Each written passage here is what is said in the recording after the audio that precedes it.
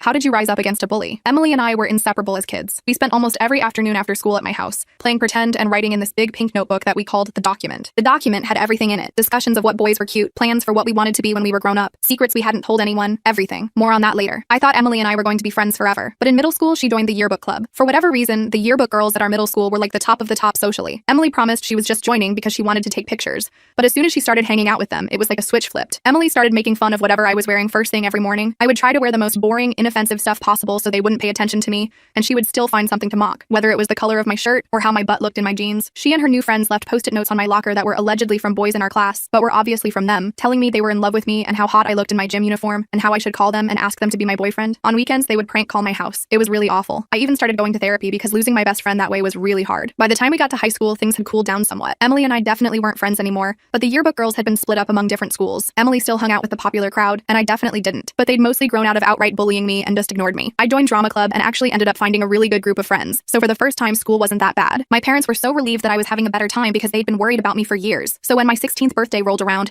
they surprised me by telling me they were throwing me a really elaborate party. I was shocked. My parents are not the extravagant type, but they went all out, and it sounded like it was going to be amazing. They leaked the details to me little by little to draw out the suspense, which was cute of them. It became kind of a game with me and my friends, where I'd come to school and every few days I'd have a new piece of info about the part. There's going to be catering. They're putting up a tent in our backyard. We're having live music. It kind of became like our party more than just my party, and I was so psyched to share it with them now that I finally had good friends. But because we were talking about it a lot, I guess word got out around the school, and people who weren't originally invited started asking me if they could come. I had to say no to everyone because I knew my parents were already dropping a ton of money on this, and I wasn't going to burden them with extra guests. Most people were really understanding when I told them that was the reason, and I let them down really gently, except for Emily. When Emily had the nerve to approach me and ask me if she could drop by my party, I actually laughed in her face. I said, "Oh, now you want something to do with me?" Like, the audacity. I thought that was the end of it, but then the party happened. I was having an amazing time with my friends at this incredible party in my backyard, and then who should roll up but Emily with a few of her friends. They came in so nonchalantly and just started milling around and eating the appetizers and ordering mocktails. Emily was totally avoiding eye contact with me, and they were all just acting like they belonged there. My friends obviously knew I did not want Emily there,